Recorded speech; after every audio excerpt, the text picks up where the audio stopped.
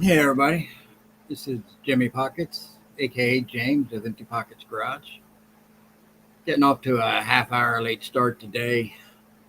Uh, Problem with login seems to be a typical problem anymore, but I didn't want to cancel. Once I got it working, I just figured half hour late's better than no, not at all. So here we are today. It's Friday the 13th. It's been kind of a typical news week. Big story, I think. Well, it's not the big story. It's the one that seems to be getting everybody's attention. Is that all these drones flying around New Jersey? Now they've got them flying off the West Coast somewhere. I don't know if it was out off of Washington State or California. I can't remember which one it was. But hey, Janice. But they now they got them spotted, and of course, it could be a reactionary thing. Some of these other spottings may just be a reaction of what's actually going on in New Jersey. California, that video there, I think it was California or Washington State. Uh, those drones were organized. And I got a couple theories on this story too much. But I mean, if you can fly drones and they say there's nothing they can do about it, drones are legal, they can be flown. I would think that there would be some kind of a possible weight limitation to what would be allowed for like a private individual like me or you to fly a drone around to get pictures, compared to having one that's the size of a car flying around, not just one, but multiple ones.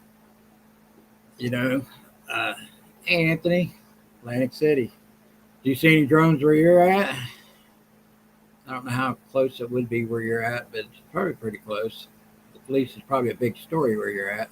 So, anyways, you can't tell me that they can't answer, and I'm saying they, I mean our government, can't answer simple questions like when they fly away and they disappear into the sea horizon line or wherever they're going, that we don't have a way of tracking that, especially when they're the size of a car. Some people thinking that they're not unmanned, that there probably are individuals in there flying them, which it's not really necessary. I mean, most drones are not manned drones; they are for remote control. But hey, Marla, Ohio, yeah, Springfield, Ohio, here. So I think there's got to be something behind that, not letting us know what's happening with them when they do disappear. Because they can track them. Let's be honest, they can track them. They're playing stupid and act like we're stupid. But I've heard a couple theories on this week that when our government wants something done, they do fear tactics. Now, maybe they've been wanting to pull a rein in on people flying drones and getting video of stuff that the government don't want you to see. So how do you get a knee-jerk reaction? It's kind of like when 9/11 happened, although this is not like that point. The Patriot Act was, and everybody was all for it because 9/11 had just happened and everybody was scared. They didn't want it to happen again. So they created that so they could spy on U.S. citizens. Now they claim, obviously they're not spying on U.S. citizens. It's just they may get caught in crossfire communications, and from that point, then they can surveil that U.S. citizen, whatever. I think they've completely abused that over the last couple decades to an extreme. But getting back to what I'm saying, this is kind of like, this could be like the wag the tail kind of thing. So people are nervous about these things flying around. You know, they're flying over around the Trump golf course. They're flying over that Arsenal military base. It's a fear tactic. This is what some people are saying, that this is a way for them to pass some kind of legislation to restrict drone flying for us. You know, that's a major deal. Those things are the size of cars. And, you know, I have a drum that lays fingertip to elbow at max. So, more likely, some people are saying that they're doing this just to uh, make the American public feel good about having some more of their rights stripped away by restricting, because they're saying that if they can have a restriction on drones, then they'll be able to do something about it. Right now, they're telling the public they can't do nothing about it because drones are legal. I did not realize that a drone the size of a car did not have to have some kind of, FAA uh, standard inspection to be able to, just like a helicopter has to have a tail number. These things should be able to have that same thing, being the size they are. And I do know we have those personal little gyro helicopter things that you can build at home and fly around, but those things are obvious. These things are being very covert, so it's not the same thing. Hey, Brandy. So that's just a theory. I've heard a couple talk about it. It's the tell kind of thing to get us to feel okay to be able to say that, give them the power to restrict and take down drones, probably of any size. So that's a very plausible theory given today's atmosphere of how the political uh, community of this country try to basically control us. And it's just another way to do it. Hey, buddy. Massachusetts. There you go. Pretty state.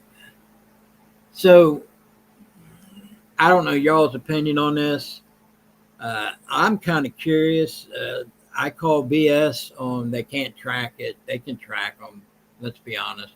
And since they're acting like it's no big deal, which tells me that they've got their hands in it somehow, because they can track those things right back to the origin of where they left off from. There's You can't tell me they can't. If not, then what's all the sophistication of radar and stuff that we have today? You know what I mean? That means anybody can get away with just about anything if you send it by air. It's not good.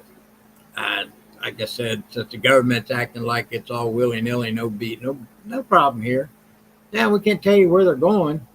We don't even know why they're flying in the formations that they're flying in, but we know they're not UFOs as far as non-man made, because they travel at conventional speeds and directions, unlike some of the videos we've seen of Air Force pilots that has been followed by spheres of things that have supersonic speed and can turn on a dime, and which is stuff that these drones are not. So these drones are definitely man-made.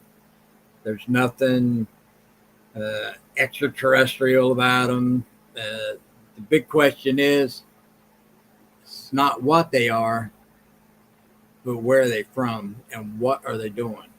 Why are they doing what they're doing?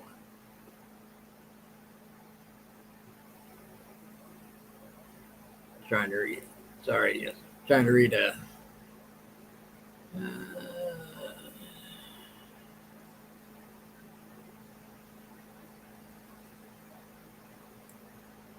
yeah, I mean, it could be something like Iran, I guess. Brandy, Iran is trying to take out Trump. You know, this is going to have to be one of our most protected presidents of all time, because when you make change and you ruffle the feathers of the establishment, you're making enemies. You're making dangerous enemies. You're making very powerful enemies. So we have to be able to overcome those enemies with the might, force, and resilience of our country and our people, of protecting our leader to speak for us and make sure that he is safe to do so. Uh, you know, President Trump's got a bounty on his head. We all know he does. Could be from our side. When I say our side, I mean our government. Could be from just about any of the terrorist state countries like Iran. I mean, it could come from just about anywhere, to be honest with you, including our supposed friends who don't like what he's doing because he's ruffling the feathers of the elite. Hey, Ellie. Yeah, Anthony, that's right. The enemy is probably us. That's why I'm saying that theory going around this week about the government maybe controlling these drones to do a fear tactic, to pass some kind of legislation to be able to not be able to fly drones just like us. If the regular people get pulled down into that. They'll claim it's for stuff like the drones that are flying around now, but it will go all the way down to our little personal drones, guarantee it. Because they don't want you to have the ability to fly around and take videos of certain places that they just, and so the theory is plausible. I just wanted to throw a couple 2 cents in on that. Matter of fact, I even got a video of it. Even the local governments are having, problems with the government. And matter of fact, it's about these drones. Let me go ahead and play that, see if I can get that to come up real quick. And we'll see. It's like less than 3 minutes long.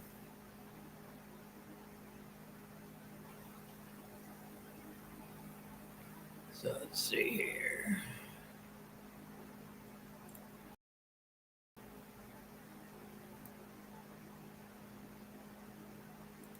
With police looking for these drones last night. All right, Fox 5's Teresa Priel live in Hackensack with what the senator had to say. Teresa. Well, as you might imagine, Stephen Bianca, he is frustrated and he's really concerned. Here in Hackensack, they're doing what the feds aren't doing. They're saying, we believe you, just keep reporting what you're seeing. We keep looking up, wondering if we're going to see a drone around us. So far, the only thing I'm seeing is the moon, but the night is young. The fact that the federal agencies responsible for briefing the public have not come forward in a clear way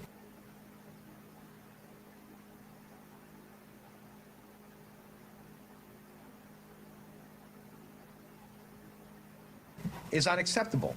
Concern is giving way to frustration all over New Jersey as one town after the next reports, yep, they too have something that appears to be drones flying overhead. What's new tonight is more elected leaders are speaking out to question what's really going on. I don't want to panic people. I don't want to spread misinformation.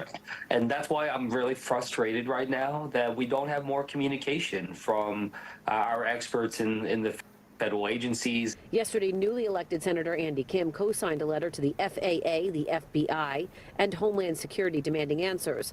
Last night, he went out in Hunterdon County, where he saw what the Pentagon claims is not happening.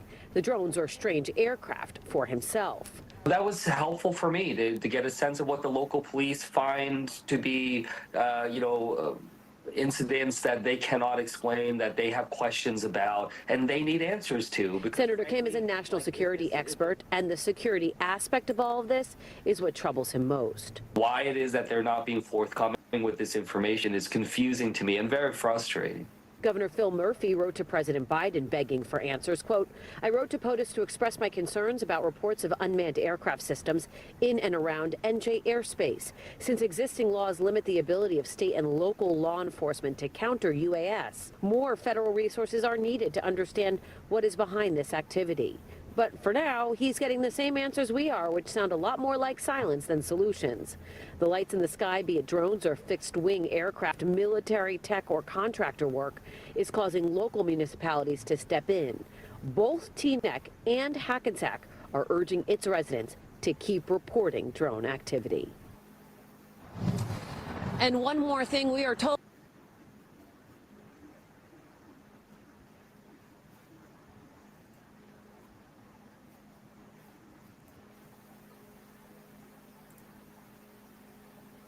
All right, so I just wanted to throw that in there. Um, when the local governments can't get answers, that's typically means they're hiding something. So some crazy stuff. I wonder what that was, but it actually been true UFO sightings. Now, when I see UFO, it don't necessarily have to come off like out from this world. The Germans were testing some unique technology back during World War II. They literally were thinking outside the box when they were trying to expand their technology. Sorry, my camera messed up. But to expand the technology back then. A lot of things can happen. We're not always the first to do stuff, but that there is just, it's too unusual to not be, to where our idiot government thinks they can fool people with not giving out information, thinking it's like gonna scare us. All it does is piss us off. We're done being scared about what the government can or cannot do. We're getting fed up with it. So those kind of fear tactics don't work no more. So we'll get to the bottom of it. January 20th. I'm sure there'll be a real investigation from that point forward, and if something actually can be done with what's going on there. And it can be a pretty dangerous thing, because if it's a foreign country and our U.S. government is allowing that to happen, then there's just too many foreign governments in the pockets of our local politicians, and that's got to stop if that's going to be the case. But let's move on. Next story. Now, seeing where President Trump, his staff was announcing that his first, I think I mentioned this before, his first executive order will be to, and I hope they look at this and not just, and I say this because not everybody was innocent that day. And we're talking about January 6th. The people who did violence should get their sentence commuted, because let's be honest, they've been in there long enough and they've gotten far more time for the offenses that were done than any other type riot thing I've ever seen before. And I hope that he pardons everybody who got this stupid trespassing sign put against them, because that's just downright ridiculous. So anyways, I hope he pardons most of them and commutes the rest of them so that they all can go free. And then all those who have casing still pending, just throw them out. Be done with them. Pardon them. Don't matter if they haven't got them by now. That's the government's fault. Then just pardon them, let them go. It's the way it needs to be. Hey, Beverly. So hopefully that's what he'll do. He won't pardon all of them, but he will pardon and commute all sentences, and then give them an avenue to come back and get some kind of ability to file a lawsuit against them, because the people who got locked up, their lives are destroyed. We're talking about people who had jobs, raising families. I mean, there's a lot of elderly people also caught up in this, which is downright ridiculous. You know, you can't have somebody in their 70s just walking through taking pictures, and then you're going to throw them in jail for that. You know, justice is supposed to be fair and even, but there's just some cases that just need to have a second look and should have never happened. First thing, just say that. You know, I don't want to go off on my tangent on January 6th because they still bring it up. I just was watching them do a roundtable deal on MSNBC, and they're still talking about January 6th as if it was like the worst day in U.S. history or something. But now they're talking about having all this security there for this January 6th, for what the left might do.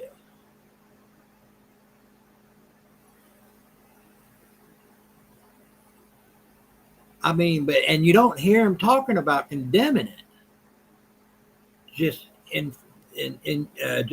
adding security to the surroundings, but not condemning anybody who's threatening to go there and cause chaos to subvert the duly elected president from getting his delegates counted and whatever they confirm. So you don't hear no news outlets, no Democrat senators or Congress people saying that these people shouldn't do that. Matter of fact, they're even saying that they are allowed to, you know, constitutional right to protest. But you know, they're there not just to protest; they're there to stop those proceedings. Just like, you know, I remember back when I've mentioned this before, back when they were, you know, doing the Judge Kavanaugh hearings, and literally you had people outside blocking the doors and pounding on the doors and screaming and stuff and hollering all kinds of stuff. And not one of those people were a record member, not one person. And they were trying to stop the proceedings of that official task. Those people should have been arrested, but they wasn't. You know, just like how they allow them to protest outside these judges' houses. There's a law against that, but our current government never cared to enforce that law. We have a lot of laws on the books, and a lot of things can be done.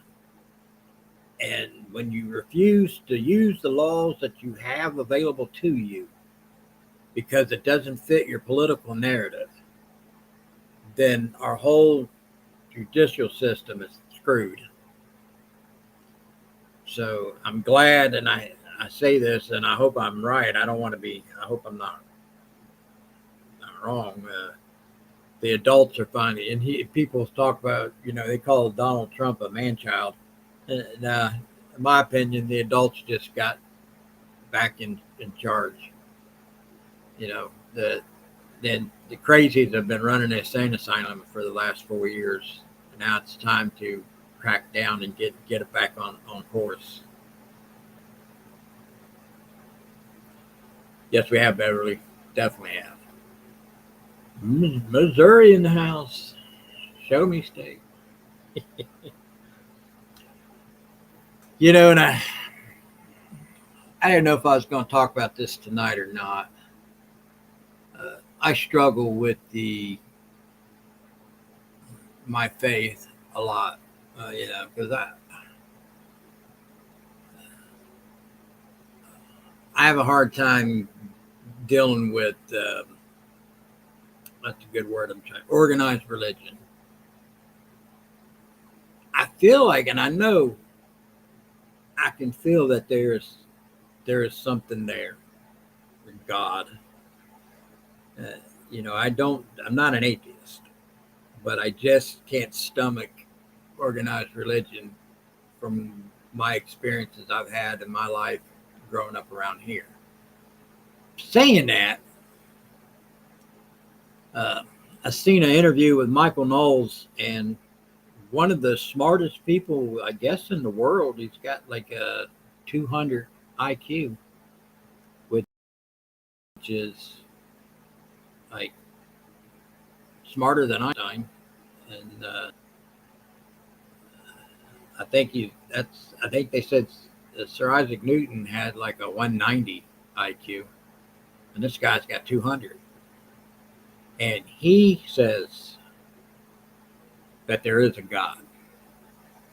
And he explained it, how that is possible for science and religion to coexist. Because in his world, if you can't figure it out through math, it can't be figured out. But he's got a good theory on why he believes that God exists. There is a heaven and there is a hell. We don't end at death. We continue on depending on what kind of life we've led. And this very, very smart man was saying these very things, something that's like an emotional conversation about something that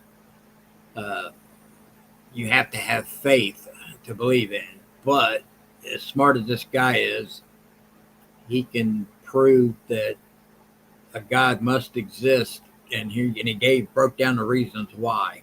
And it was a pretty fairly long explanation, and some of it went over my head. I'm not gonna lie, because I'm not I don't do calculus. I'm not a physics major. I'm not none of those. But it was so fascinating to hear his take on religion and the existence of God from one of the smartest people in the world. And you got Jordan Peterson, who extremely smart individual. That's most of his conversations anymore is about the religion and the existence of God. And I remember way back when he was asked about his religion before he even started talking about it a whole lot. He just said that he liked to live his life as if there was a God.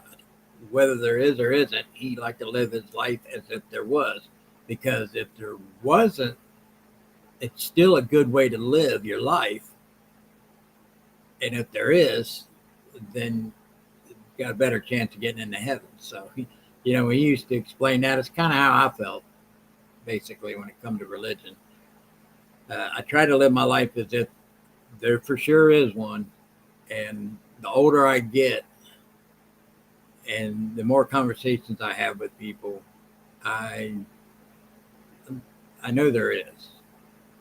And I say that, so I'm going to start getting deeper into that personally, to try to educate myself better what I've been lacking to do up to this point.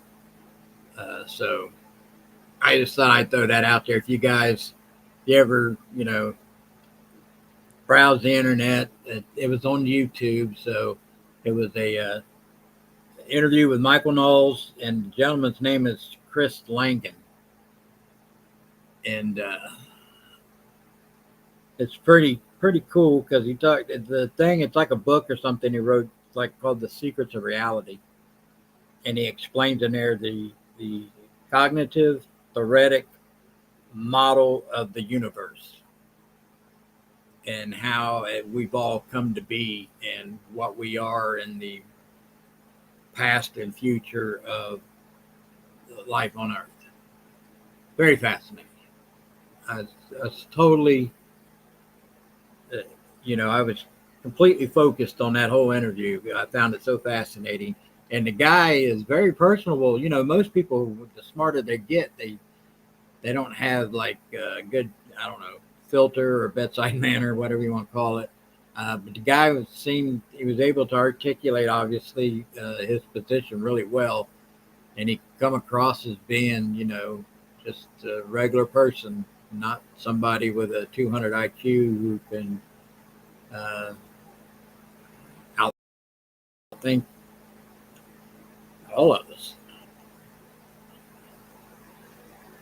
What is this, Beverly? Does not require organization to be represented him. If a person wants to attend church, it's good worship. True. And hey, Kim from Iowa. Basically, what this gentleman is saying is my mom used to say this all the time. She did not go to church. She wholeheartedly believed in God and Jesus Christ and all that. She believed in the Bible. She just kind of like me, and church was just some place to, I don't know, people in churches can be downright mean, in my opinion. But anyways, we'll get past that. Anyway, this gentleman was explaining that you don't have to go to church. You can literally have a personal relationship with God, you and you alone. You don't need to be in a church being talked down to by a preacher about what you think it's, or what he think is good or what is bad, and how you should live your life. This gentleman, of course, he's smart. He said, educate yourself, believe in the Bible, and no matter, he said, no matter what religion you see in the world, they all have a God. That's not by accident. So anyway, so I'm not explaining it good enough. I'm just an old mechanic. I'm not that, sharpest tool and shit, but it's a good interview to go watch if you're interested in that kind of thing. I just wanted to recommend that. Yeah, Doris, let me tell you, here's the problem I have with reading the Bible. So I'm going to do an audio deal. I am dyslexic. I can read fine. I just can't. That's a good word I'm trying to find here. Like, I can read a paragraph and then I'll have to read it 2 or 3 times. And I've learned how to speed read, which actually works better for me to speed read, which is skipping words, in case you never speed read, than I am trying to read every single word in the paragraph or the whatever it is, the article. So reading to me is difficult because I have a hard time comprehending what I'm reading and why I'm reading it. So I can hear it instructed to me far easier and can retain it far better than me trying to read it off of a page. So, I've got, with today's modern technology, it's going to work for me to do that. Back when I was a little kid, we didn't have that available, basically.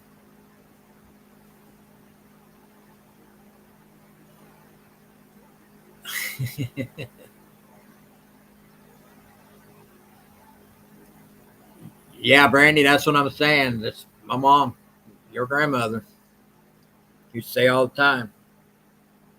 Her and God, sometimes she'll say Jesus. They got their own personal relationship with each other. They got their own thing going, is what she used to say. And I believe her. Because this very smart man was saying how you can literally, if you let it go. And he even talked about people who take like drugs like psychedelics. There's so many types of drugs out there. I guess people have the shared illusions or whatever you want to call them, that's almost an impossibility to have a shared delusional or a moment while you're doing psychedelics. So if you have 20 people and 18 of them share the same experience, that means that they literally was going into a space together in a different realm of their mind.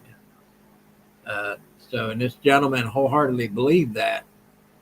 So he said that if the person truly believes that they literally can have a conversation with God, and God will speak back to them. And it's hard for people to explain what they have been told, I guess. And of course, a lot of people, when you say, I've been talking to God and here's what he told me, a lot of people will just shake their head like this dude's crazy or this woman's crazy or whatever.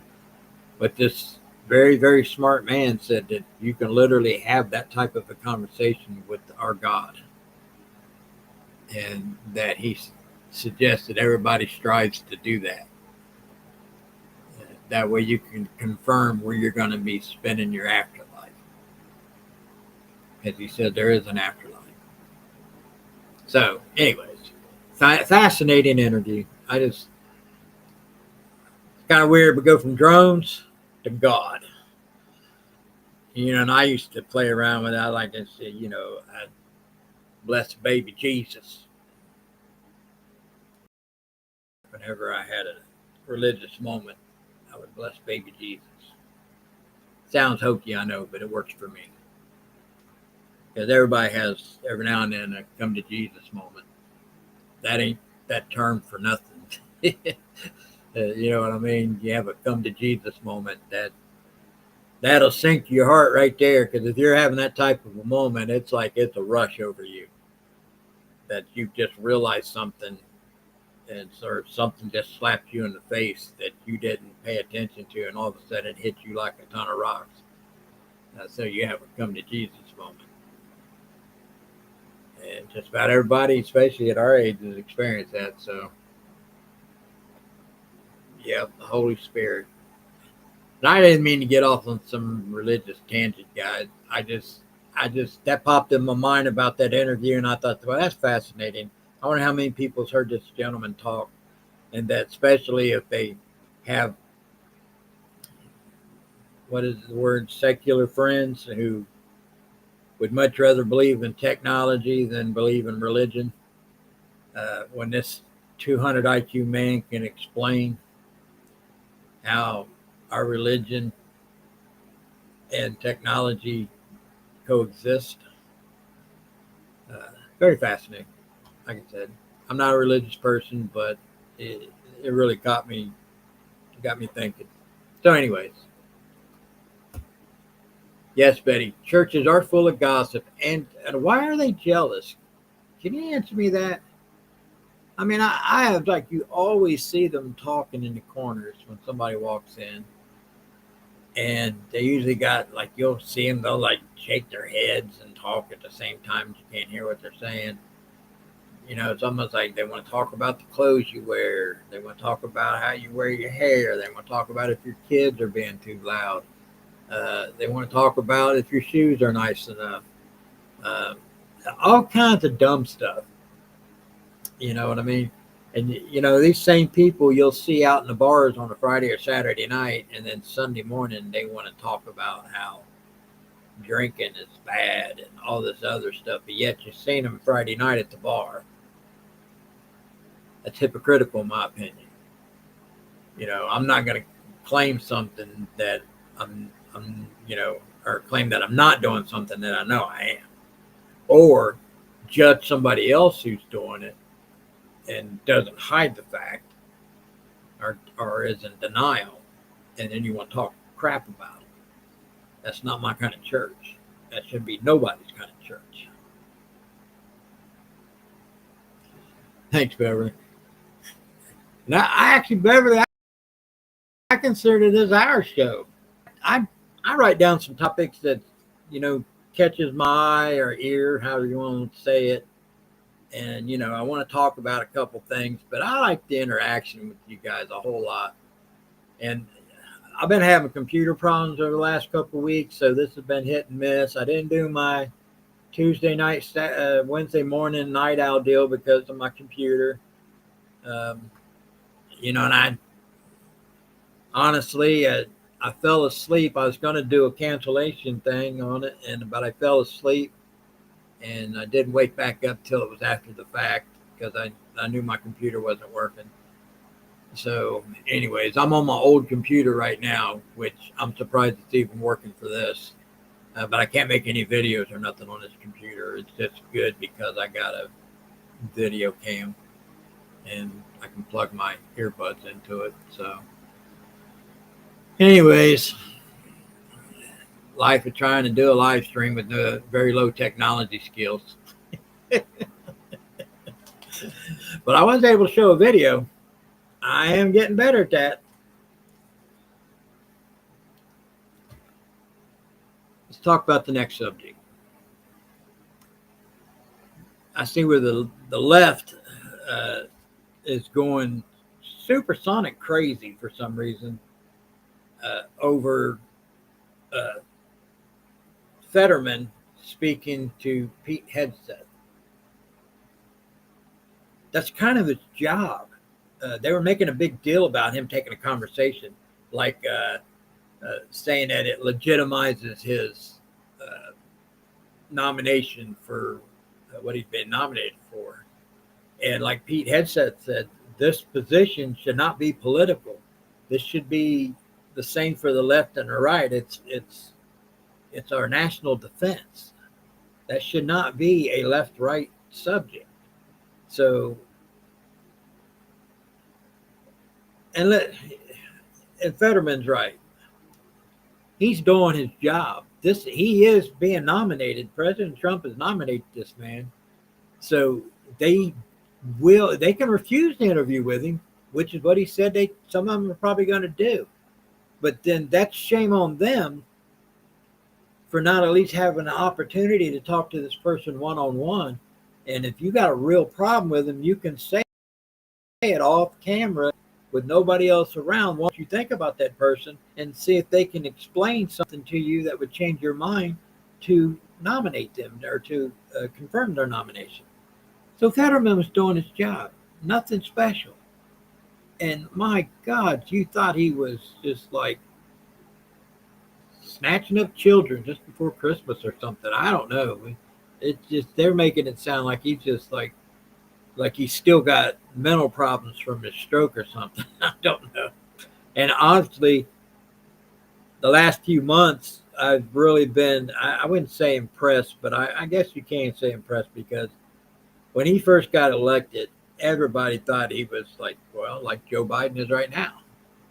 And I realized that he was trying to, recover from a stroke. And a lot of people didn't think that he should have, went into office that soon, because he was having problems. Remember that. But he has improved, and he seems like a more reasonable Democrat than most of them. That's crazy to say that, Fetterman is one of the reasonable ones, but he is. So anyways, honestly, I think Pete Hegseth will get the appointment unless something else pops up, because man, they are trying to destroy him. And I get it. Pete Hegseth was a partier when he was young. If we went by all that, and I don't know about the womanizing thing. I mean, if you're a good-looking guy and you're out drinking and some girl finds you hot or whatever, and you guys go and do something you're not supposed to do, that happens all around the world. If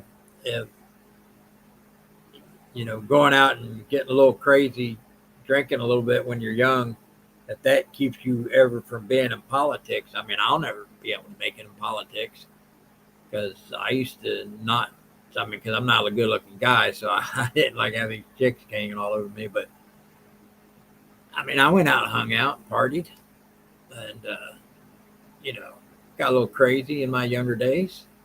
So if that is a precursor to not being eligible to accept a position in our government, then I'll never be able to be in government then. But you know what I say about that? I was young.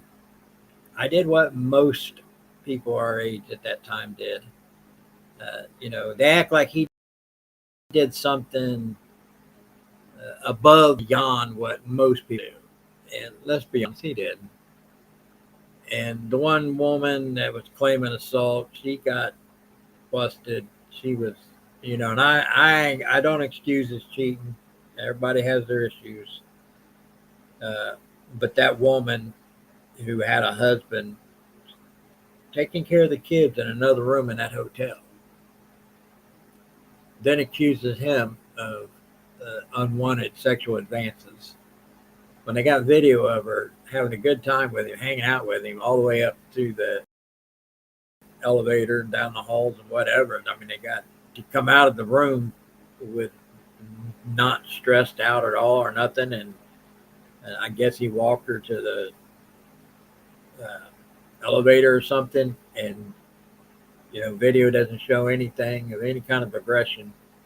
So it's just somebody with an agenda that wanted to keep him from getting that position. Kind of like what they did to Kavanaugh. That woman had come in, and when you hear the story and then you hear that,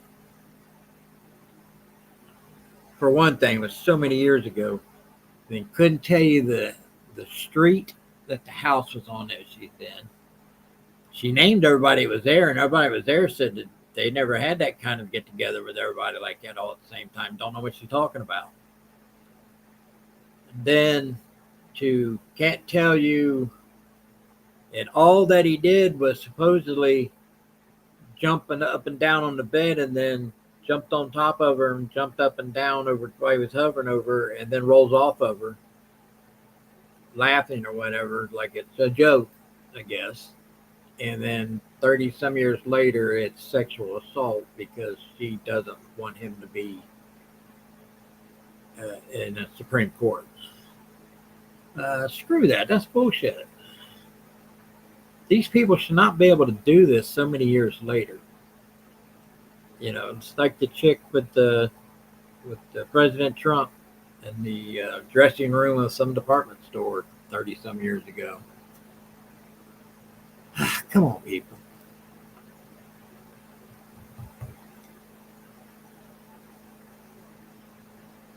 Yeah, Beverly, I couldn't, if I had to cast the first stone, I wouldn't be able to pick it up. So I completely agree with that one. Anyways, so they tried to make some deal about him even trying to say something about not having gay people in the military. He even wrote a book about this, about the wokeness in the military, which wasn't about not allowing gay people in the military. It was about when they removed the don't ask, don't tell policy. And then that's what opened up the door to have like people, like transgender people. And then it got to the point to where, they're talking about, he doesn't agree with women in combat positions. And I kind of get it too. It's not because I don't think some of them can't do the job. It's just that it's a different kind of emotion. If you're fighting with a female and she gets hurt or killed, that's a different type of emotion than like if another guy next to you, you guys are fighting some insurgents or whatever, and one of y'all die. It's a different emotion compared to if it was a woman dying. So it's kind of like a higher stress level, in my opinion, that really should not be put upon these men who are in combat situations. And then the transgender thing, that just weakens the ability to fight. The military was put together to fight and win. When you have to adjust your whole thing because you can carry a card in your pocket during basic training. If your drill sergeant is being too harsh on you and you're stressed out over it, you can pull the card out and he has to stop.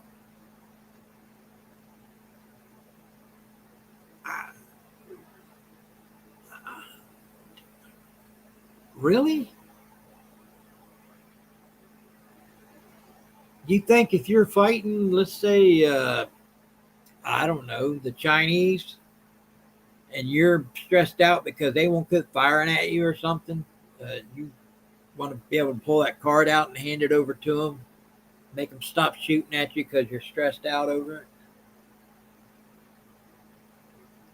This is some of the most ridiculous stuff I've ever heard. It took me a long time to, like, I thought that was a joke the first time I ever heard that. But it's not.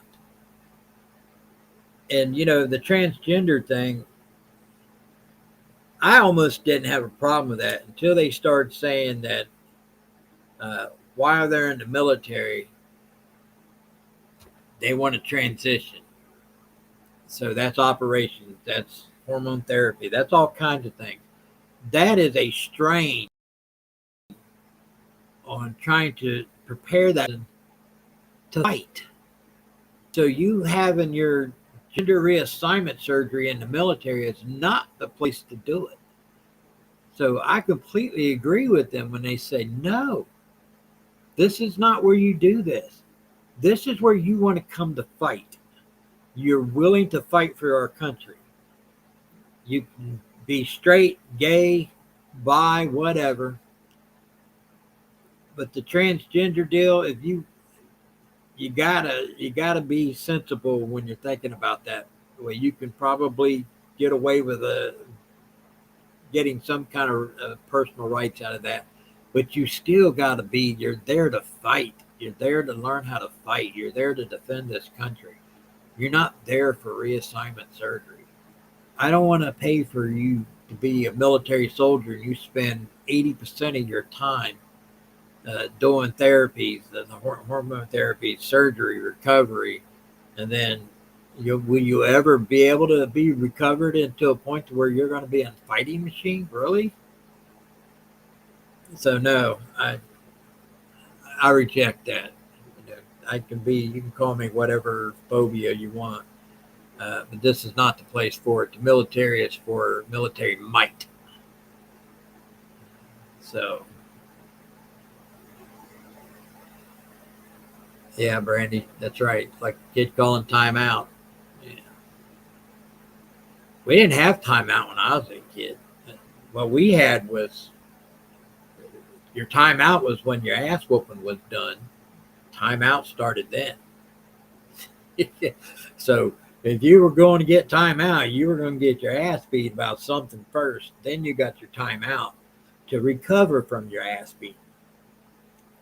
So, but the different world we live in today, hopefully we're steering that ship to the right. We're gonna steer it back where it belongs. We need to be right back down the center again. You're always gonna have some people leaning left, some people leaning right. Do that backwards. But be in the center. That's how we all get along.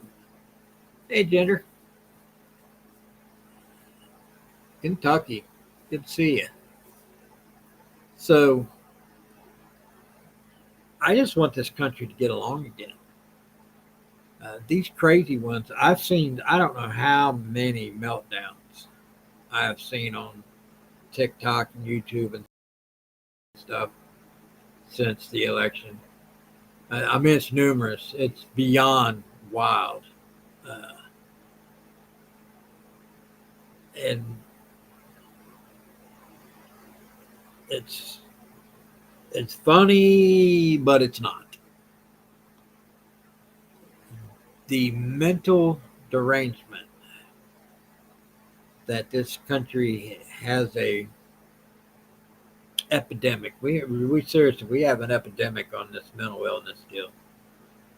And people are talking about it's the food we eat and all this other stuff, which lowers our IQ, certain things in the water lowers our IQ, whatever. But so many people are falling for some of the dumbest stuff, and they take it to heart so much. It's ridiculous.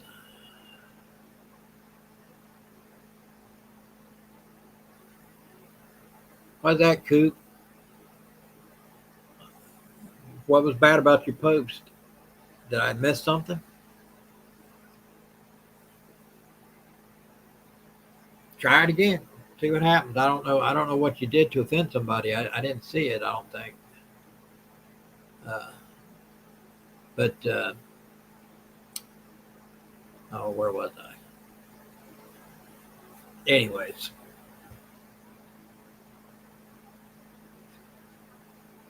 oh,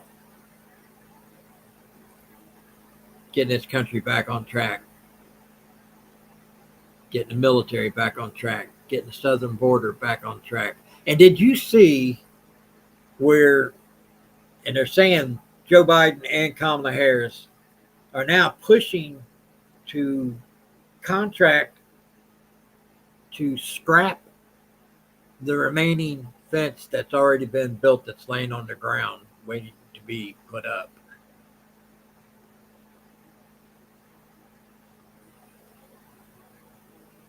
Well, Coop, I mean, it's the truth. I don't know why that would offend anybody. It is the truth. But yeah, you know, if they do, they do. I get. Well, yeah, Ginger, we were just talking about that at the beginning, about the drones, the size of cars flying around New Jersey, and they've got them spotted out on the West Coast now. And, you know, they're conventional type drones, which means they fly in a speed and direction that a drone would fly. So it is man-made, obviously. It's 100% pure man-made. They say they're big enough that they can actually have a person inside of them. That's how big they are. So they may not be unmanned. But the thing is the government says they can't do anything about it. I was just saying at the beginning of the live stream, Ginger, that could be a wag your tail kind of thing, that you know they can track them wherever they're going. They're lying when they say they can't. But you know how they do it. They do a fear factor when they want to do something, pass some kind of new legislation to restrict your rights, which right now we all can fly drones. All of us. I guess there's in New Jersey or someplace up around there, you got to have some kind of a permit or a license. Well, here we don't. Yeah, I'm sure it's like that around most of the country.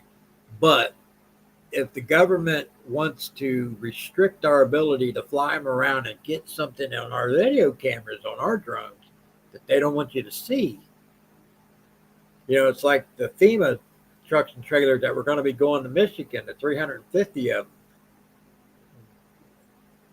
People were putting drones up there and video cameraing that airport. It used to be a military airport. They don't want you doing stuff like that. So this may be a wag your tail thing to scare the public to think it's okay to pass some kind of legislation to restrict your ability, like those things are the size of cars. Common sense says something should be done about that. I mean, come on. So, but they're going to do it to where it goes all the way down to like the little drones that we all fly around. I have a little drone. I'm not very good with it, but I have a little drone. And I've got it to take videos finally, because I'm not very bright when it comes to technology. But eventually I'll be able to get video on my car content videos that I do on my car channel. So it's coming. I just ain't got there yet because I'm not very good at flying it yet. Yeah, Beverly, that's what I was talking about. Joe Biden and them are pushing to get those steel panels that are landing. Now, they scrapped part of them. They sold part of them. I don't know if y'all remember that when they first stopped building the wall, they paid to have them moved, and then they started selling them off, the ones that didn't get moved yet. If I remember, that's the way that story went. But there's still a lot of them laying on the ground waiting to be installed. And now they're pushing to sell them for scrap metal. Got to be something that Congress can do to stop that, because that's tax money it paid for those at full price, not scrap metal. Those things are very expensive. You know, that wall was costing billions of dollars, and there's multi-millions of dollars worth of material laying on the ground there waiting to still be installed. So for them to push to sell it for scrap metal before he gets in office, they can say what they want about the peaceful transition of power. These are the most spiteful people I've ever seen in my life.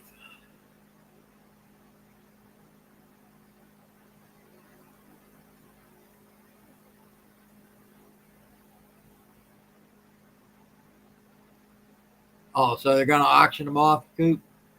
See, I didn't hear that. The story I heard was that they were selling it for scrap metal. But I guess if you auction it off, a lot of people will probably buy it.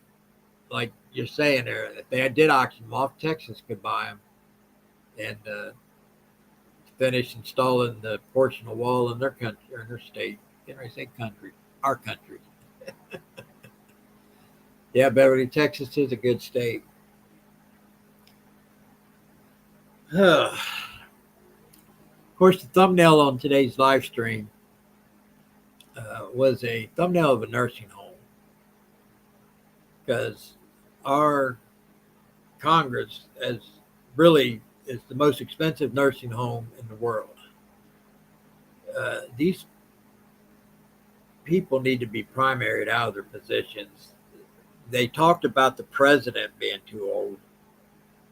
When, look, Dianne Feinstein, however you want to say it, before she died, she was 90 years old, being pushed around in a wheelchair, and her staffers telling her how to vote because she was so rattle-brained that she didn't know what to say, and her staffers were sitting there telling her what to say. No. If you can't do it yourself, you need to get out of that position and let somebody else get in there. You know, look at Mitch McConnell. They said he fell over a table this past week. He's got a big old split across the bottom of his eye.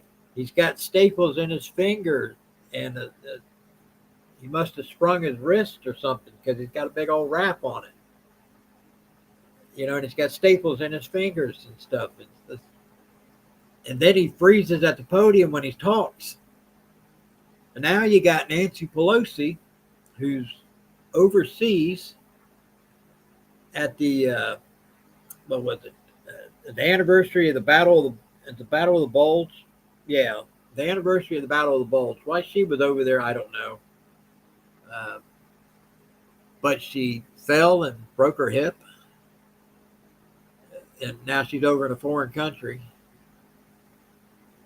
You know, she's in her late 80s, and you've seen her freeze on the Sunday morning talk show where she froze, and then she started her whole thing all over again as if it was the first time she was saying it, like she had forgotten it. She said what she started with in the first place. Then, you know, she can't hardly keep her false teeth in her mouth when she's talking. They want to fall out all the time. You see where she's constantly pushing up on them, which is fine. I mean, nothing wrong with that. People can have false teeth at any age, but they're too damn old. They talk about the president. Let's talk about our senators and our congresswomen and men. There's got to be some kind of limits done this time, people. These old fogies do not need to be in charge no more. They are absent of the sign of the times. They don't keep up with the times. They're still trying to run a government as if it's 1995. You know, times have changed, and they try to be as woke as they fake. Them old people, let's be honest, them old people are faking it. They're not woke like that. They're just doing what they think their voting base wants to hear.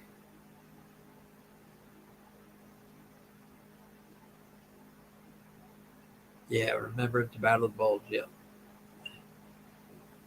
Thanks, Beverly. I couldn't remember where it was at. Luxembourg.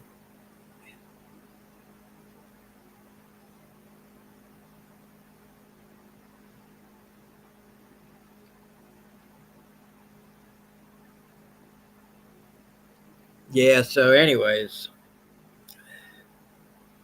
that's kind of crazy. Then you got, like Joe Biden, who's obviously got dementia. Uh, Kamala Harris is absent in her duties. So who in the hell's running the country?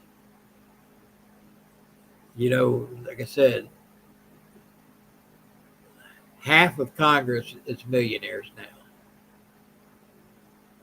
And it'd be really shocking to see how many went into politics and got into Congress, congressperson or senator or whatever. Congress of the House of the Senate, sorry. Uh, anyways,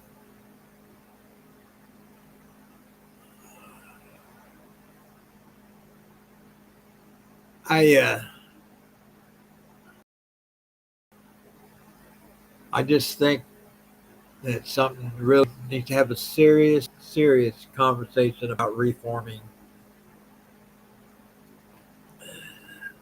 term limits. And I even want to say age limits to a point.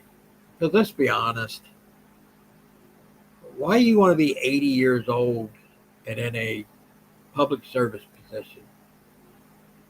If it's not for corruption, what is it? You know what I'm saying? They act like they're there because they're driven by public service. They're there. They want to do public service for the people. But yet, when you hear them talk, they talk down to us like they're better than us. So they're not in it for public service. They're in it for personal gain.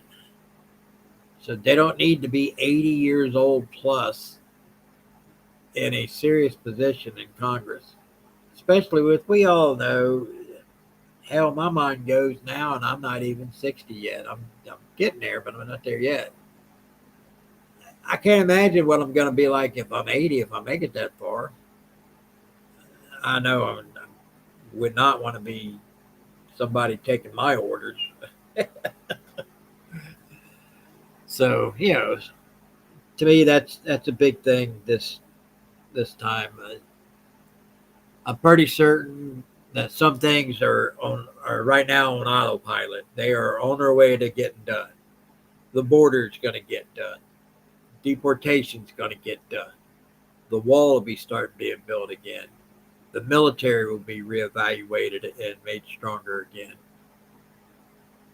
A lot of these sanctuary cities are changing their mind and said they're going to work with the Trump administration. Those things are set on autopilot. But these things like term limits and like taxation and stuff like that stuff's still up in the air, including like healthcare and all that stuff. That stuff's always that. People got to realize that healthcare it's not a right. It's nice that a country can afford, or the people of the country can afford. Let's put it that way. It's the people. If they are willing to pay the extra taxes to get on some kind of, medical assistance, insurance, whatever you want to call it, which is fine. But it's not a right. It's something that a wealthy country should be capable of doing, but the population should not be entitled to it just because they're born American. But we're not the best at it. Our homeless, they talk about our homeless people. Our homeless people has a lot more than some of the poor people in other countries who are not homeless but are dirt poor. Some of our homeless live better than they do. So we have a significant first world Western society that people don't know the struggles that some other countries, the regular citizens, have to go through just to survive every day. So hopefully we don't have to hit rock bottom before we start thinking differently about that kind of thing. Um, but let's see where it goes. Like I said, those are all emotional topics. I don't have an answer to them. I really don't know. I mean, I pay for my health insurance even though I'm retired. I have to pay for it, which is fine. That's just the way it should be. The older you get, the more you use it. So people talk about why the Obamacare was so expensive. It's because they put this package deal together. So no matter whether you was a single individual in good health at 20, or a person like me who has to go to the doctor every month, and sometimes twice a month, saying that 20-year-old should pay the same amount of insurance as me because we all have the same coverage. When that was the downfall of Obamacare, because they tried to basically put everything under one umbrella. No matter whether you need it or not, this is what this insurance is going to cover. Whether you need it or not, you're going to pay for it. This is why insurance was not affordable for most people, because they didn't use it enough to make sense to pay that kind of a premium. So I believe that they would have personalized the policies a little bit better to where each person could pick and choose what they wanted to be covered with, and then that's how it would determine the premium that they paid. I believe it probably would have worked. Unfortunately, our government does nothing very well. Nothing at all. I mean, they really don't.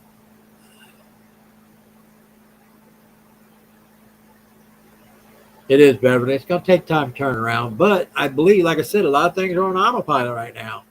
And there's going to be some wrenches thrown in there. Nothing runs smoothly, especially in government. Yeah, Stephanie, a lot of disinfectant's got to be needed for that. Yeah, that's true. But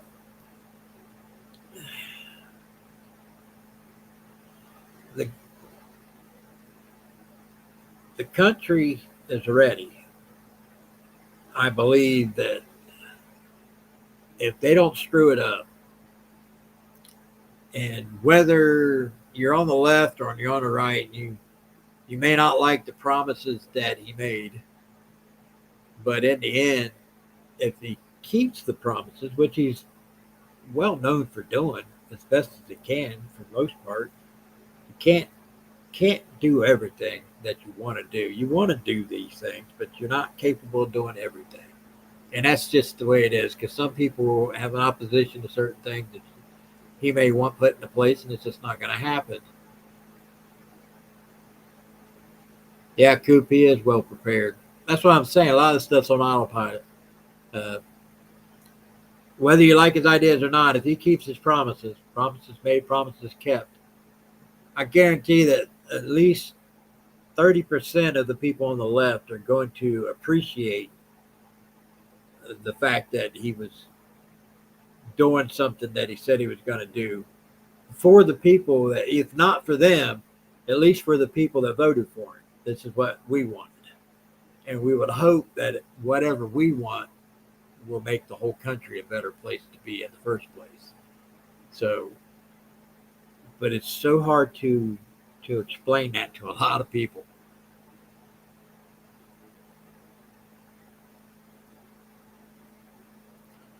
First time ever voting, Beverly.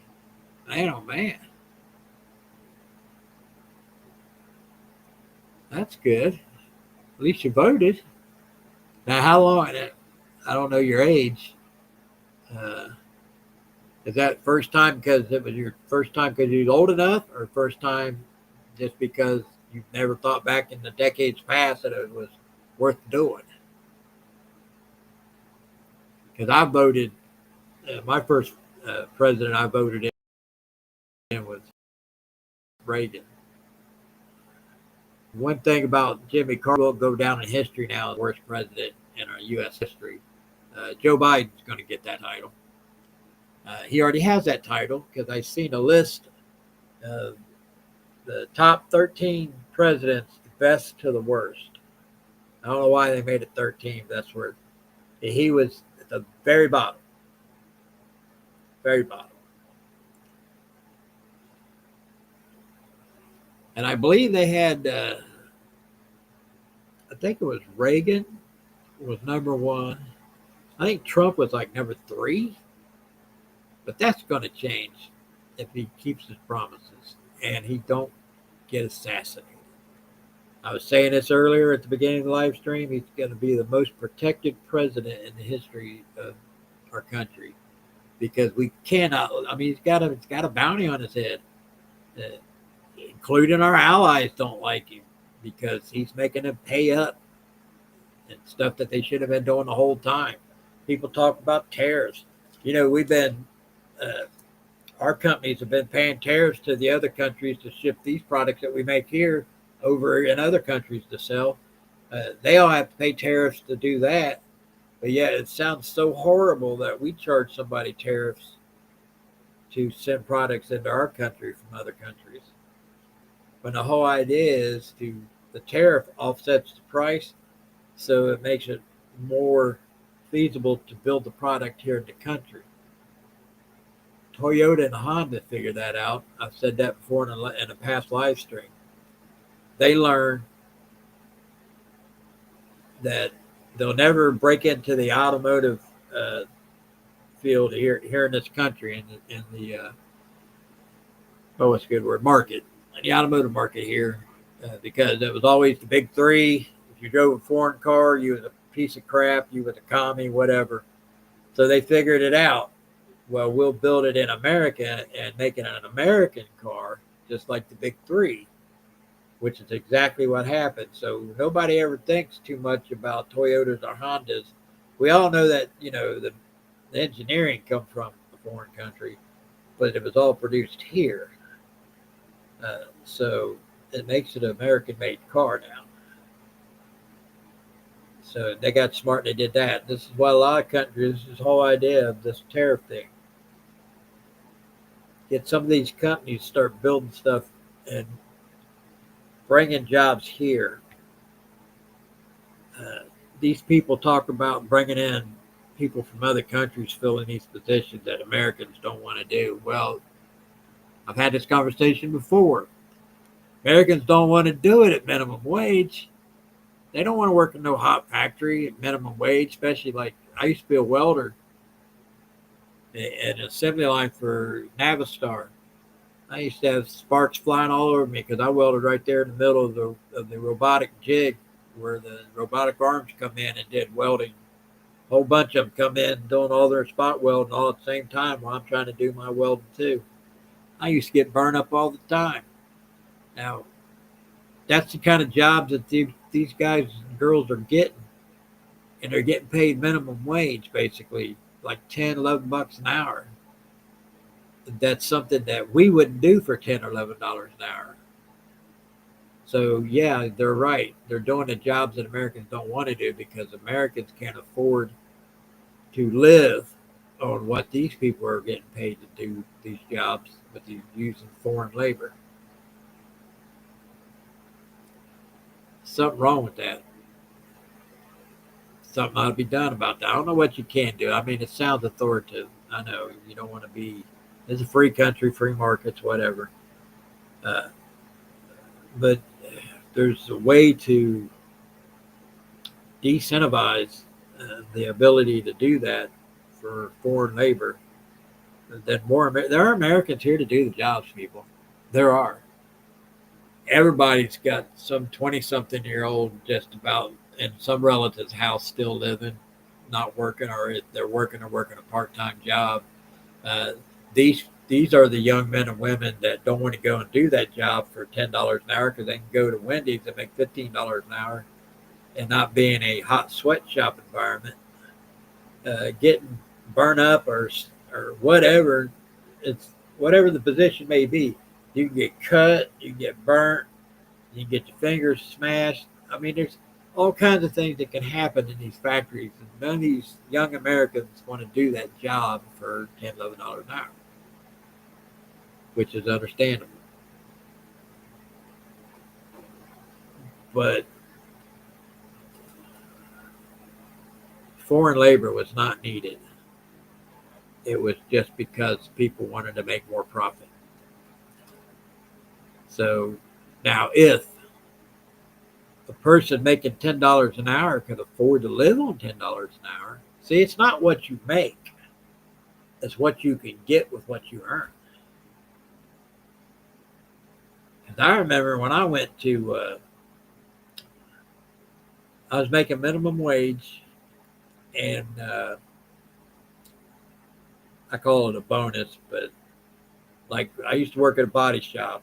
I'd do the work for minimum wage, and then I would get a percentage of the total job when the job was done. So the faster I worked, they were getting better job out of me, because the faster I worked at minimum wage, that's the less they have invested in the vehicle when the vehicle is completed. And then they can afford to give me a cut of their profits, which makes more money in my pocket. You know, they could have, you know, and I don't mean to jump off topic here, but I used to work with people, and like I'd be busting my ass doing something, and I'd be saying, you know, hey, let's go. We got to get this done. Let's go. I'd work harder if I made more money. You used to hear that all the time, because they'd get in there, they'd take the job. And what I was getting ready to say is I went from minimum wage to $5.50 an hour, and I thought I was just making it. You know, I had 4 children when I was making $9 an hour. You know, my wife worked part-time, and we raised 4 children, owned a home. $9 an hour back in the late 80s. So it's not what you make, it's what you can get with what you earn. So if things are more affordable here, then it would be feasible to be able to take a job that paid a little bit less, because you can get more for what you earn than what you could have. Like this, the difference, let's say there's a 15% difference on everything that you buy. After Trump gets in there and gets everything turned around, let's see about prices, energy prices. It all starts with energy. I don't care who anybody tells you any different or wrong. Everything starts with energy, because it takes energy, whether it's diesel fuel, electricity, whatever, to get products across this country onto the shelves of all these stores. That all starts with energy. So once the price of transporting this stuff can go down, that everything else will follow. So I can see easily in a year and a half, there'll be a 15% plus reduction in a lot of things, which doesn't sound like a lot, but you add it up in a year's time, you'll see it's a lot.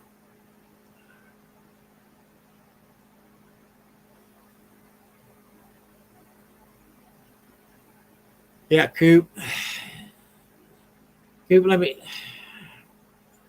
I'll give you a little story of me. I'm 59. When I turned 54, I started having problems. Started having problems walking, standing, bending over.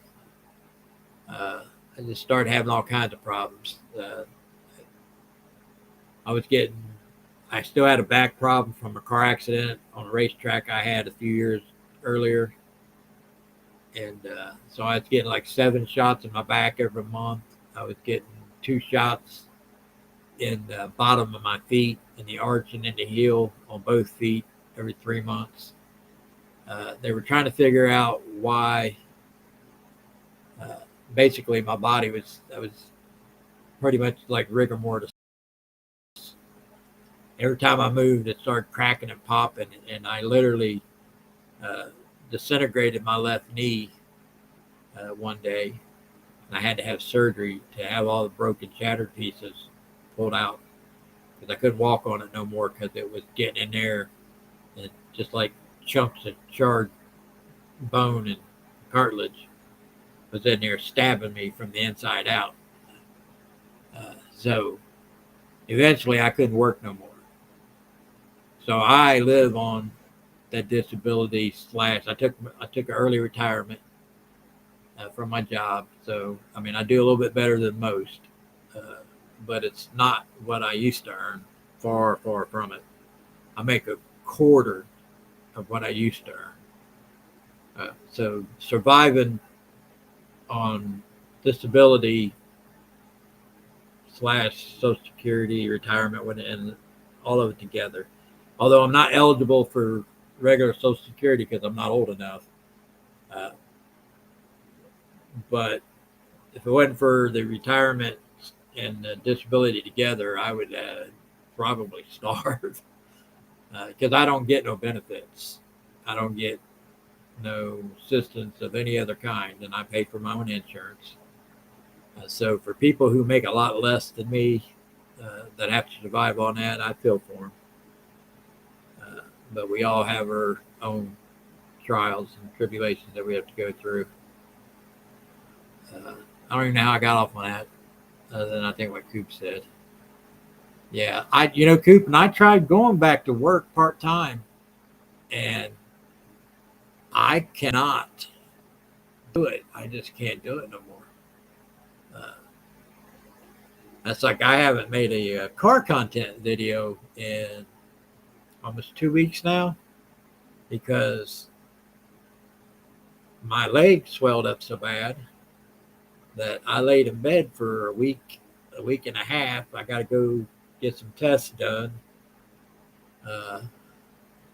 So it took me a week to where I could start walking again. It took almost over a week for the swelling to go down with me elevating my legs every day for almost all day. So my car content this is why my car content is skippy. That's why it'll never be a great successful YouTube channel like a lot of them are, because I can't devote the physical ability and time to do it the way I want to do it, the way I would like to do it, the way I used to be able to do it. I can't do that no more. So my videos are always hit and miss, and I keep trying. I'm not giving up. The amount of chronic pain that I go through is a lot of people would call it unbearable, but I refuse to stop. I wait till I can do something, and then I'll do something till it tears me up again, and then I'll have to lay out in bed for another week or two. But at least I got something done. So, anyways, I don't know how we get on that topic. So my personal business out there, Brandy, you should stop me on that. Let's see, our dollar was weaponized against us. We went off and go there. Yeah, that is true, Coop. Yep. When was that? Was that? I always like to say 57, but I don't think it's 57. I think it was a little bit later than that. Thanks, Beverly.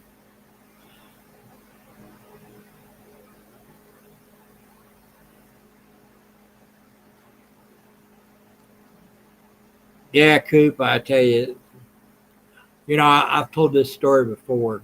I don't know if anybody in here that's heard me talk about this. It's been a while. The reason why I started my original YouTube channel, as silly as the little car channel that it is because depression.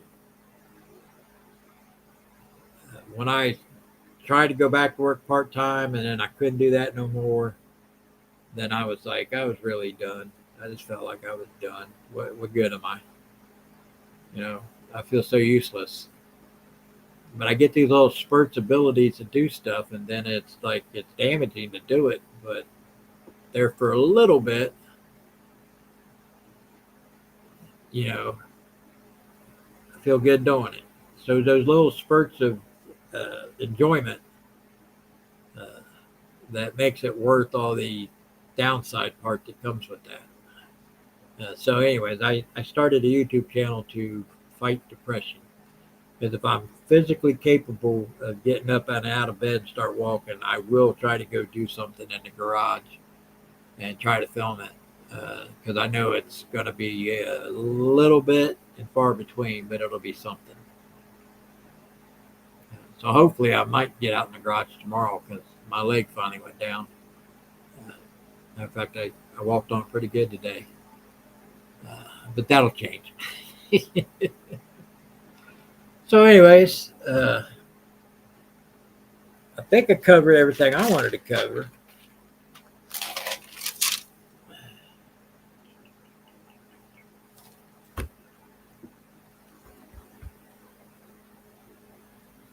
I've seen where they are fixing to do the stopping of the daylight savings time thing. That's a good thing. That's, to me, that's a positive. I hate every year springing forward, falling back, trying to remember that, and then one part you'll gain a little bit of time and you feel good, lose a little bit of time and you feel like you're trying to catch up. It just messes with your head a little bit. So doing away with daylight savings time to me is a good thing.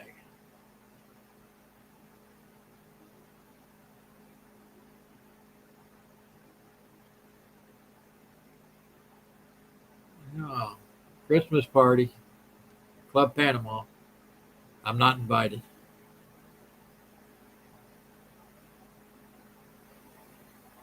Yeah, Beverly, that's kind of what I was getting at. If you can do it, you can do it. I worry about getting permanently being put in a wheelchair or something like that. I'm getting ready to get I got a cane.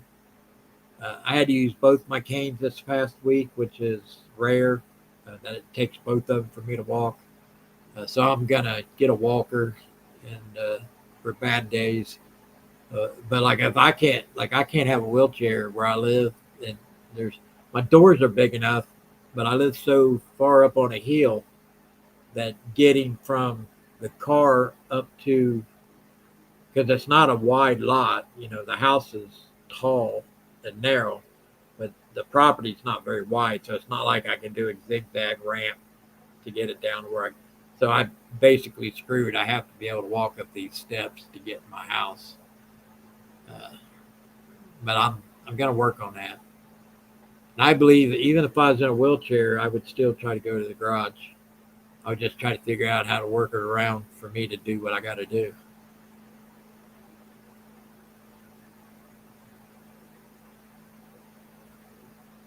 Yeah, Brandy.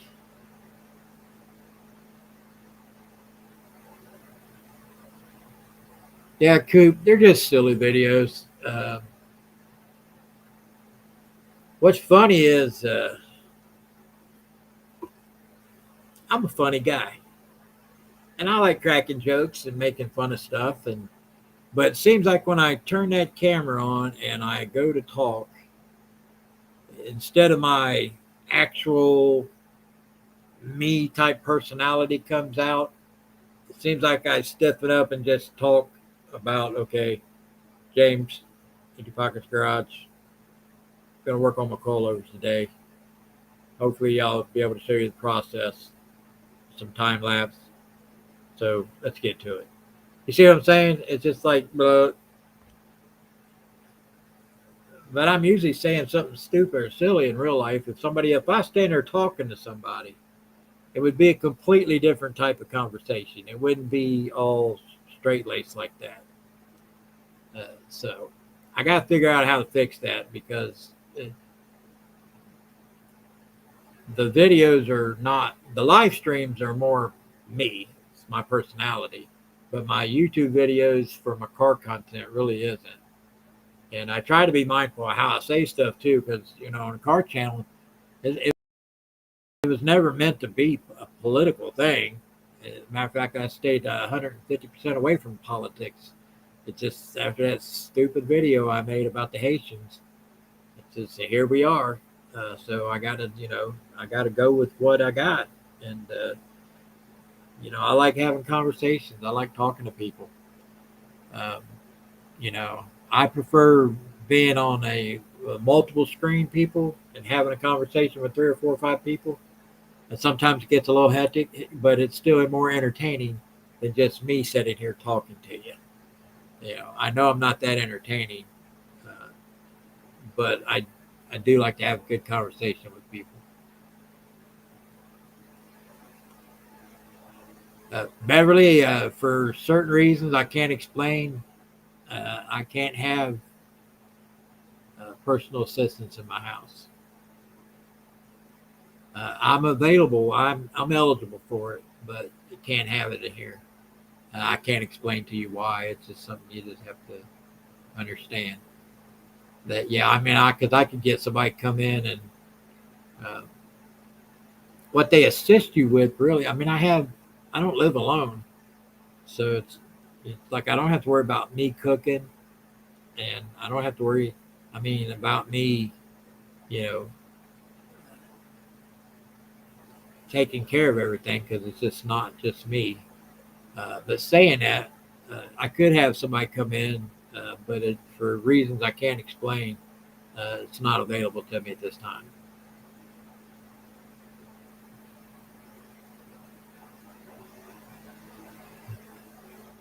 Well, Beverly, I could actually send you a link on what we're on right now, and you can join.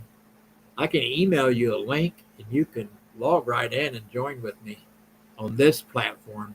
And StreamYard costs a little bit of money, more than I got. And since I don't make no money at this, basically, I can't see spending that kind of cash on something that what we're doing now. This here's cheap. It's like $9. And it's really, it's limited. Trust me, I don't get much for it, but at least I'm being able to live stream, and I can pull guests in to talk, and I can pull videos up. And oh, you're right, Jeff. We're just hanging out, just as they say in the garage talk, just shooting the shit.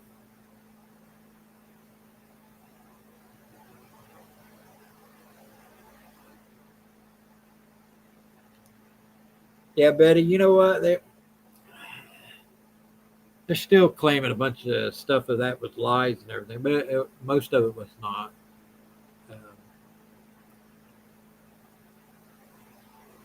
Right now, it's a little weird in this town because I literally heard President Trump say in a speech somewhere this week that he is looking at Springfield as one of the first places to come to deport people.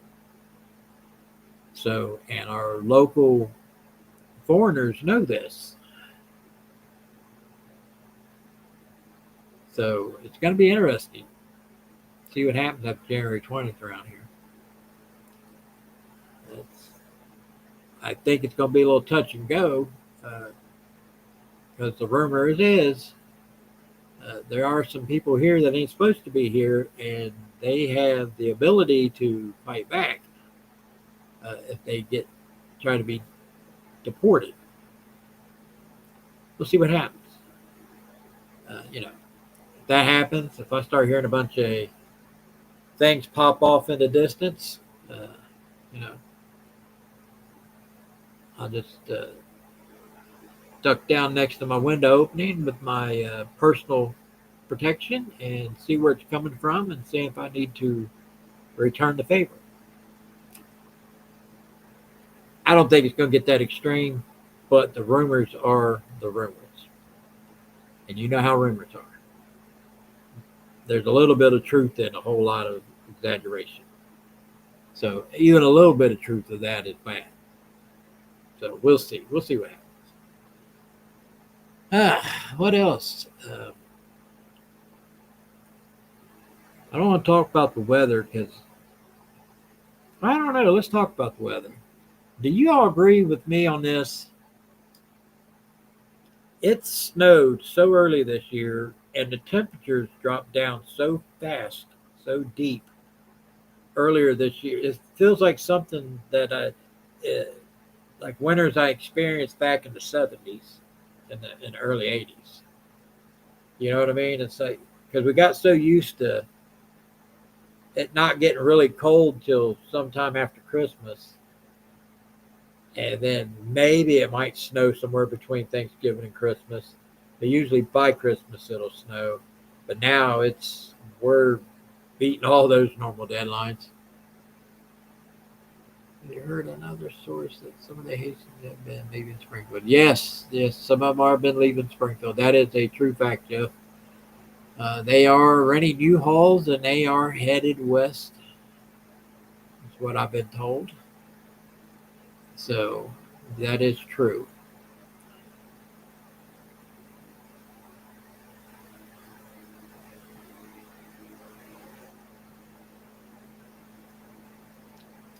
Our Republican mayor, Beverly, doesn't like Donald Trump. Our Republican mayor is basically a Democrat. I don't know, but he is definitely not a Republican. Yeah, I don't think it's off. I think it's, yeah. When they talk about climate, this is why I have to chuckle when they say climate change. Our climate's been changing since this earth began. I mean, you could go all the way back. We've had how many heat spells we've had. I mean,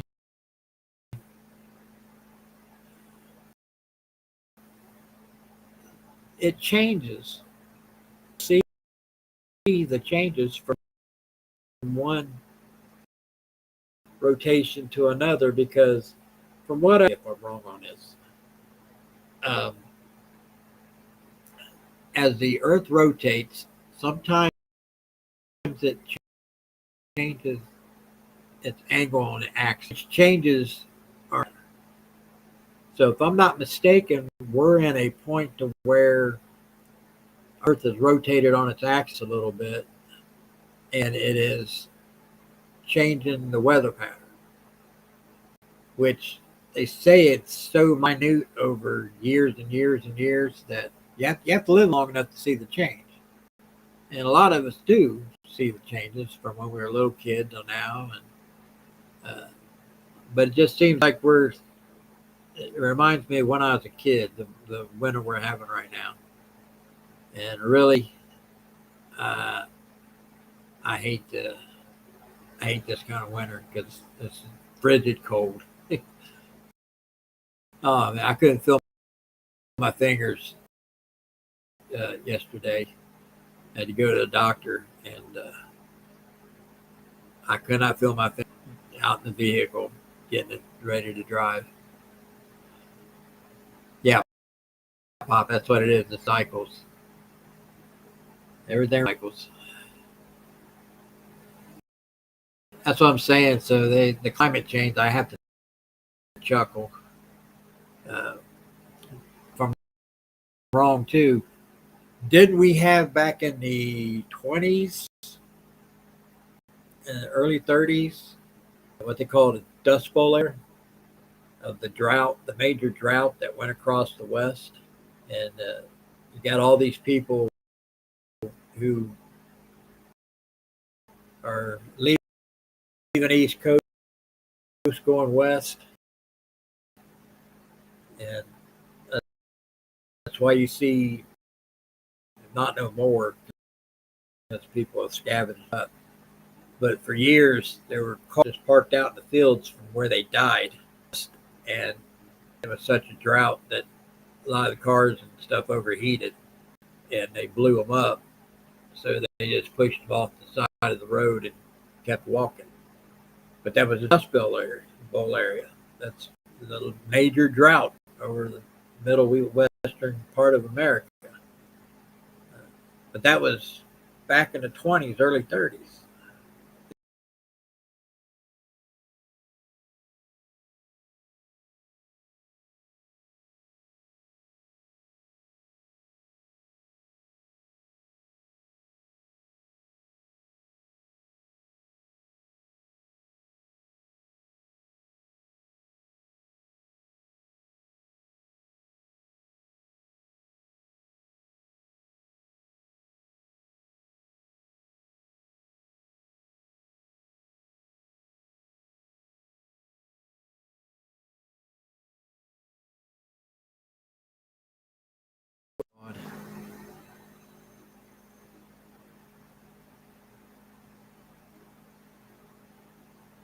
Damn.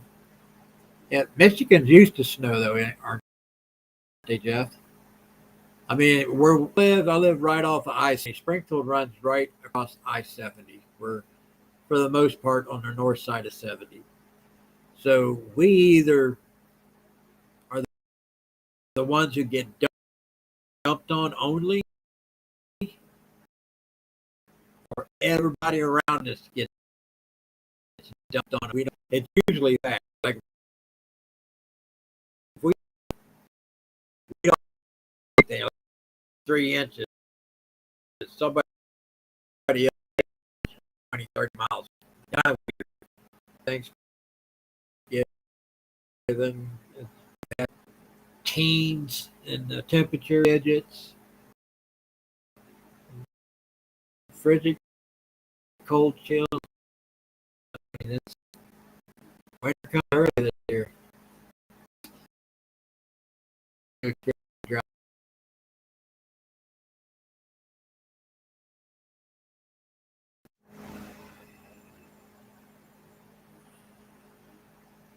You guys still with me?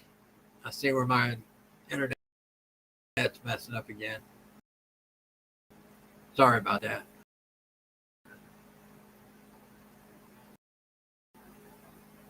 Did y'all lose me? I didn't realize that until I seen the little warning thing. Pay all this money for this internet, and that's the best we get. I think I even got my amplifier plugged in because I got an amplifier that helps with the internet. But that's cool.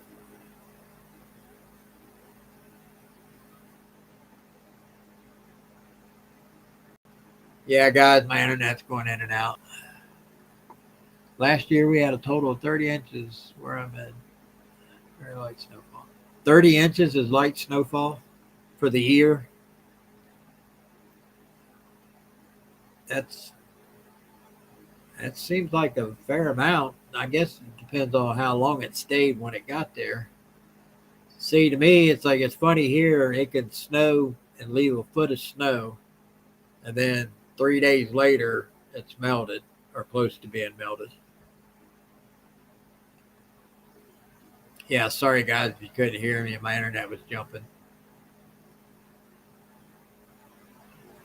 But, you know, I lived to, because I've been around a long time, here we had that famous blizzard of 77, 78 winter. Now, they call it the blizzard of 77, but it kind of rolled into 78. And on the west side of the house, the snow drift was all the way to the roof line. And the front of the, and that was our back door was on the side of the house. On that side, and our front door facing north. Well, the front door was completely covered with the snow drift. So we had to crawl out the windows on the east side of the house to go around to dig us out to be open the front door. And then, I mean, it was a lot of snow, a lot of snow. People couldn't get nowhere. I mean, you were pretty much stuck in your house. And thank God we had electricity because there was a lot of people back then that lost their electricity because of the weight of the ice and the snow. But we didn't have that problem, but we were stuck. We definitely wasn't going anywhere.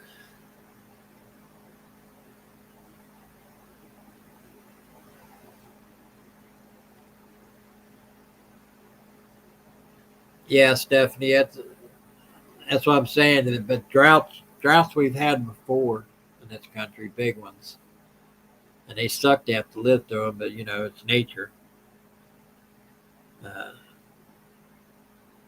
Even though they think our government had something to do with the hurricanes, which is a conspiracy theory, who knows?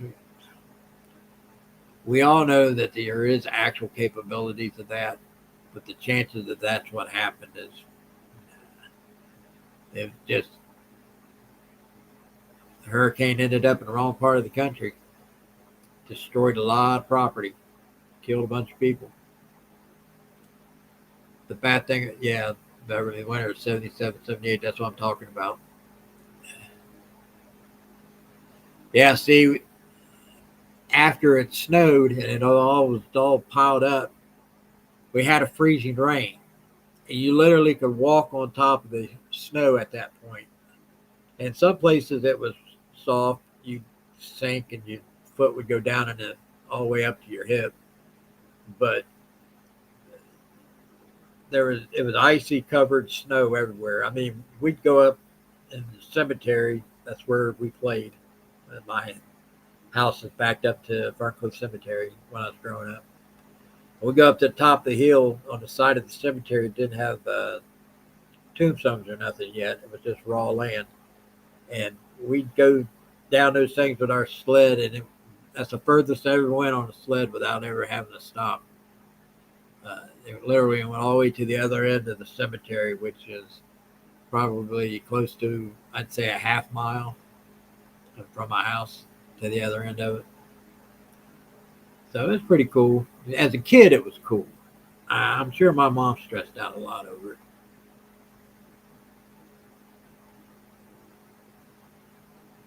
Yeah, Coop, that ain't good.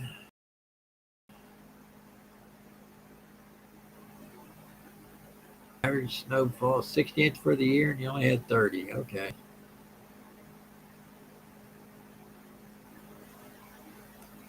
We'll see what happens this year. I don't know how much snow we're going to get, but judging by these temperatures, we're not going to feel warm for a long time. I hate winter, guys. I hate it. I lived in Florida for a couple of years, and I tell you what, that was.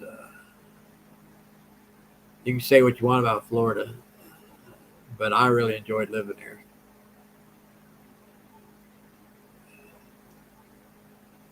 And I'm a big guy, so in the summertime, that humidity will smack you right in the face, and you can't get away from it. I mean, so you either, which I was lucky, I worked in an air-conditioned office because I was helped getting a new Peterbilt dealership up and running. And I worked in the service department, so I worked in an air-conditioned office. But anytime I'd have to go out in the shop and get an update on something or talk to somebody about something, whoo, that sweat would fall off me like it was raining. Matter of fact, I used to take extra shirts to work just in case I got stuck out in the shop for a little bit, to where when I went back in that air-conditioned office with a soaking wet shirt, I froze to death. So I would have to go to the bathroom and change my shirt out and wring that one out and shake it out. You can set it outside and it'll dry within 30 minutes. And then if I had to do that again, now it didn't smell good at the end of the day, but that's not the point. Saying all that, that was only a few months out of the year, and I mean just a couple months out of the year. I'd say 9 months out of the year, 10 months, maybe 9. Weather was awesome. I mean, you can ride a motorcycle in January. You definitely ain't going to do that here unless you're just plumb dumb. Even if there's no snow, you ride a motorcycle at 15-degree weather. It's not the smartest thing in the world. Down there in January, you go ride a motorcycle with not even wearing a jacket.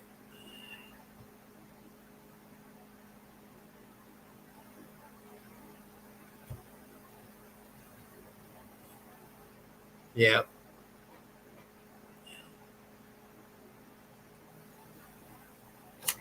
Hopefully I'll get to go south again. I don't know. I'm not even sure if I'll ever leave this town again. I'm getting to that age where it's picking up and moving and starting all over somewhere ain't that easy, especially for you like me.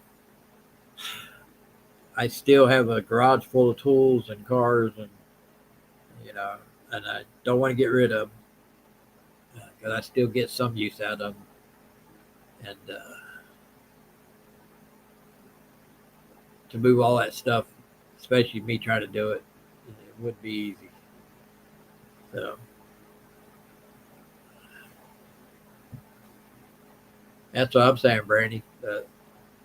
Florida weather in the fall, winter, spring, it's all good. Summertime, which down there, like I said, it's 2, 3 months of hot, sticky weather, maybe four, a little bit, almost 4 months. But usually it's about three. The rest of the time, it kind of calms down a little bit to where it's in the mid 80s to mid 70s and not nearly as humid. It's good weather. But hell, I lost track of what I was talking about moving. We thought about moving to Tennessee, even though it still snows and gets cold there, but not near as bad as it does here. I used to hate the mountains, but as I got older, because when I was a kid, I told the story before, I used to spend the summers down in Barbersville, Kentucky. And where my grandmother and them lived, they lived in the base of a holler. And y'all know what a holler is. It's a long, winding little road, gravel, dirt, whatever, that goes back to a point at the base of like 2 or 3 mountains that come together. And there's usually a bunch of shanty shack homes or mobile homes or whatever perched along the side of this little dirt or gravel road all the way up to it gets to the base of the holler. Now, my grandparents then lived at the base of a holler, so when you'd get up, you wouldn't see the sun, and you knew it was daylight. You wouldn't see the sun till like 10:30.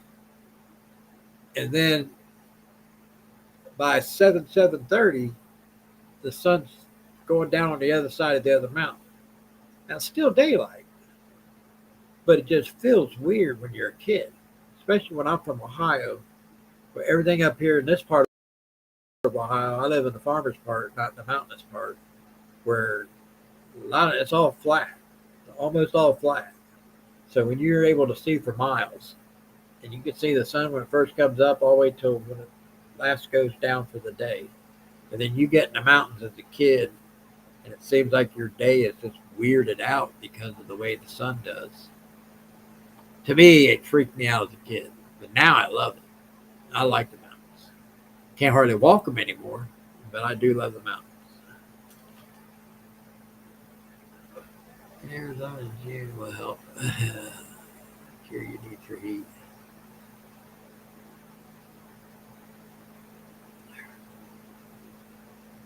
You know what I would do, Beverly, as an old person? I would sleep in the darkest base of a house, a basement or something, during the day until the sun would spend my time at night awake. Well, I don't care about it being dark because if I work in a garage, don't matter that the lights are on in the garage, but the heat is different. So I believe I would be one of those people that could live at night and sleep during the day while the heat's out.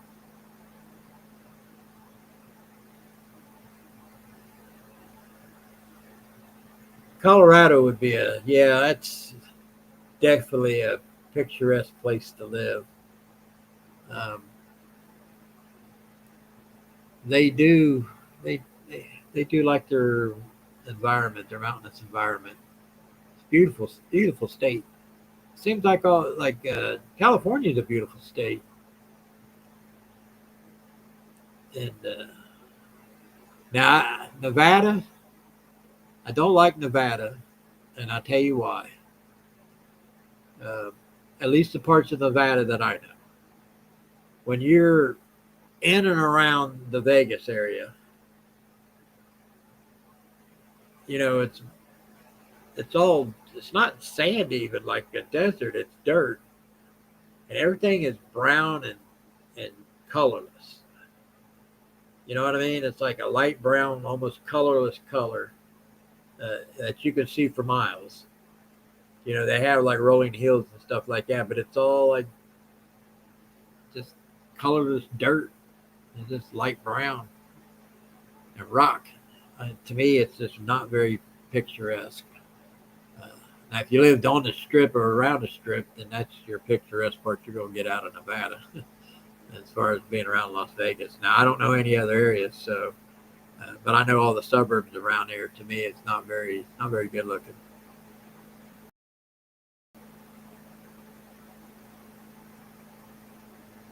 Georgia would be good. I wouldn't mind Georgia as long as I'm away from Atlanta, places like that. Oh my God. If I never have to go through Atlanta again, I'm not missing a thing.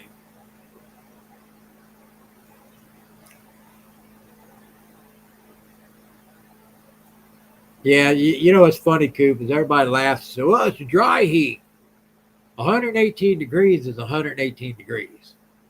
Whether you're humid as hell and you're dripping sweat, or it's so hot that you're so hot you can't even sweat.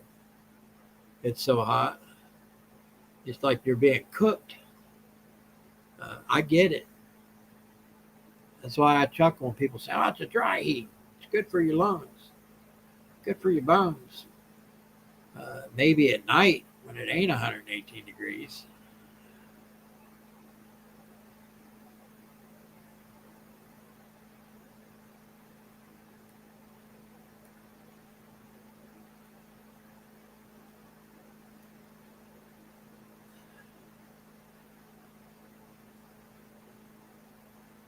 I tell you, when I was in Florida, like I said, I was lucky. I had an air conditioned office. But even when I went home, I didn't do anything till it was dark out when it was summertime. It's like I'd get up for work. I'd get up at like 3:30, 4 o'clock in the morning. I didn't have to be at work till 7:30, but it's just that to me, it was the best time when it was hot out in Florida is during the dark time hours. And I did all right. I enjoyed it. But once you get past that, man, good times. First time I ever ate gator when I moved down there. First time I ever seen a gator skinned, one of my mechanics. It was so funny. He come in one day. He was excited because you get a permit thing to kill alligator just like you do here deer. You're not allowed to tag so many. So he was able to get a hold of another tag because he'd already hunted his limit for alligator. And so he got a hold of it, and he was so excited. He thought, oh, he's like so excited he got this tag. He can go get another alligator. So I said, well, I'll tell you what, when you go get it, let me know. I want to watch what you do with it. So I went over to their place, and they had like a RV carport. They had a thing stretched across it, and they had this alligator by its tail hanging up from it. That thing probably, I'd say, with tail to nose, over 7 feet long, almost 8 feet long. It was a big gator, big. So they pulled this table out, they let it down, they set it on the table, they fired up this air compressor.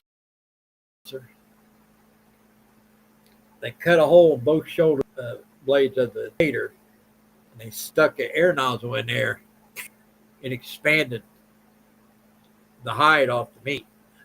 They did that on both sides. And then they started cutting and peeling it back. They said that you can't get it off any other way. It tear up the meat to try to do it or whatever, try to cut it and peel it at the same time. But anywhere they needed, they'd cut a little hole, stick that nozzle from that air compressor in there, expand that hide off that meat, and then go in there and cut it off. And that gator was good. I like alligator.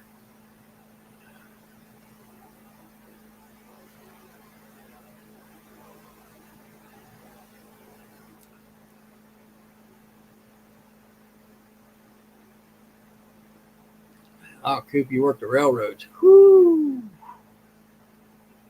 My. Was you an engineer or did you work on the tracks? If I can ask.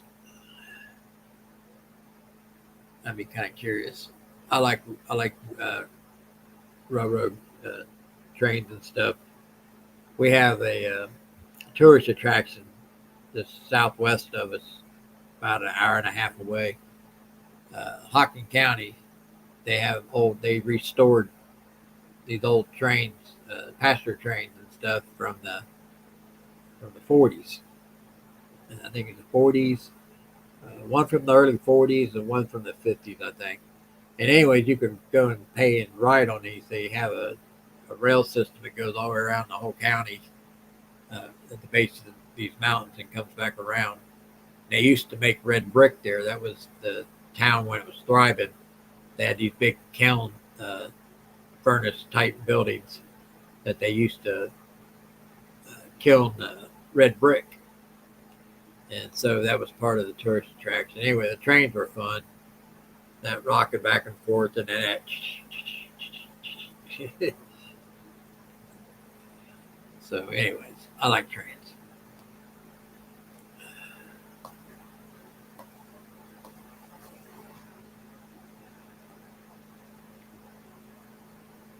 Guys,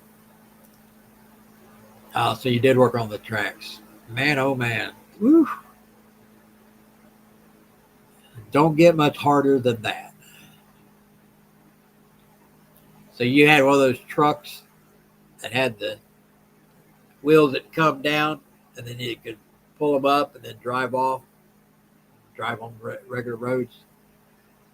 Or was it a dedicated deal? Because I've worked on rail companies' maintenance trucks before, where they had to deal with the steel wheels that come down, and then they could ride along the track and then go where they got to fix it, and then they can lift it up and drive off.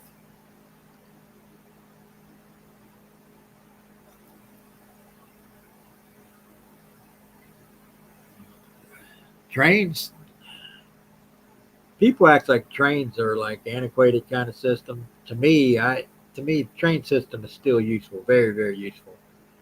It's the best way to get a massive amount of weight of product across this country.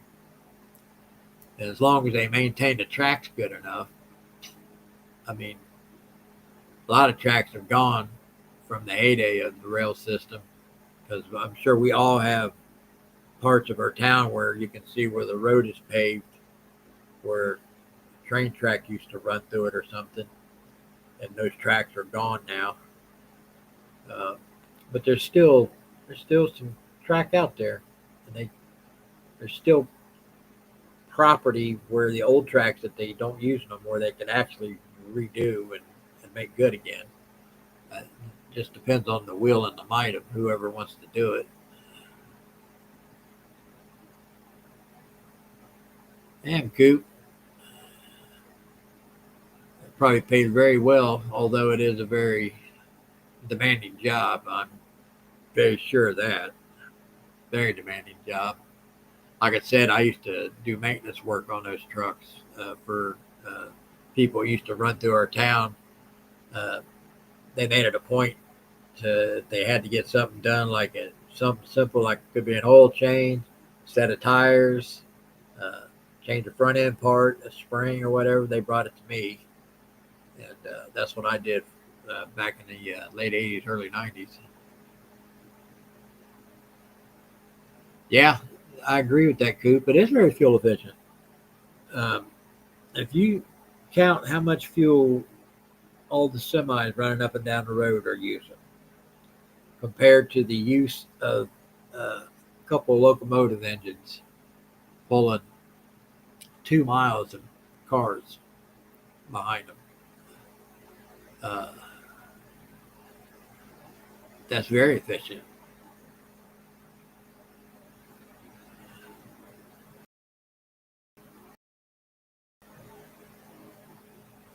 Guys, I've been on here for over 2 years. Sorry, these live streams have been hit and miss.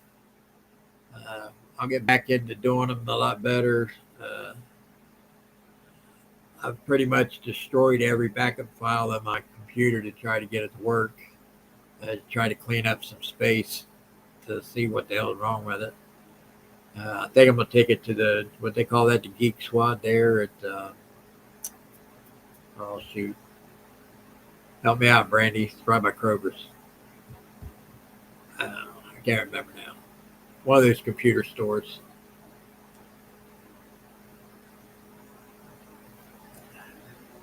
Iron working in Las Vegas. Damn, that's some serious heat.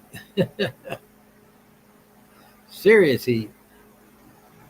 Yeah, it's amazing how much iron work actually around that area Papa went on. Because I watch Welder Up, and he's a huge historian when it comes to the industrial age and how it affected how Nevada, that part of Nevada, was a big part of it back in the day.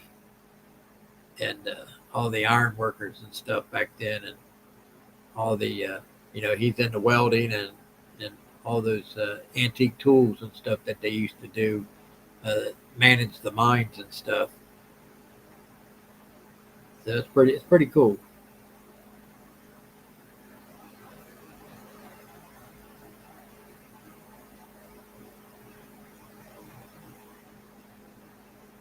Yeah, Coop.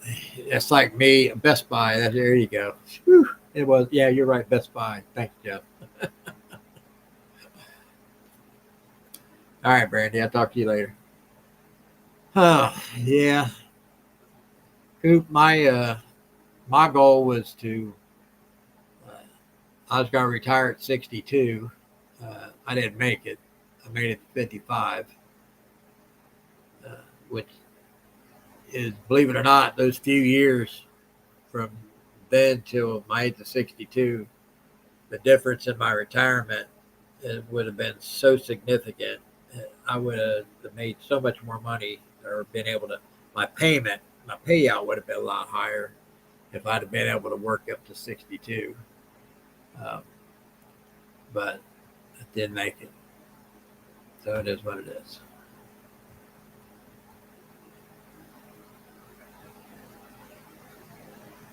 Guys, thanks for jumping on. I'm gonna try to do my night owl session again this coming up Tuesday. I'm not gonna do a pre-scheduled on it until I know for sure that my computer's gonna work. Just like today, I was an hour trying to get it to where it would accept my login to get onto this Restream account. Don't know why I'm having all these problems, but I am. Anyways, I have a video coming out this week. It'll just be a conversation type video. There's some things I want to talk about. I hope to get some car content on my car channel this week. But for those of y'all who, there you go, cooking that pizza. That follow me, I appreciate it. For those who don't, subscribe, even share. If there's anything that's worthy of repeating, share it. If anything I say makes sense, or may add to a conversation somewhere, it's all good. If not, then I'm not doing something right. So anyways, guys, I will get back on here with another video. I will live stream. It's coming up Friday again. I will try to do Tuesday, but not guaranteeing that. I may switch everything over to a Sunday live stream instead of a Friday live stream. There you go, Steelworker. I like steelworkers. It's like the steel is the foundation of our industrial age. It's what excelled us beyond everybody else, was our industrial age and the ability to make steel better, faster than anybody else at the time, and all the uses we've discovered to use it for at the time. So it put America out front. We've been out front ever since. Getting a little shaky right now, but hopefully we can stay out front. Thanks, Jeff. So anyways, guys, this is Jimmy Pockets, aka James of Empty Pockets Garage. Thanks for coming in and hanging out. But until next time, I'm out of here.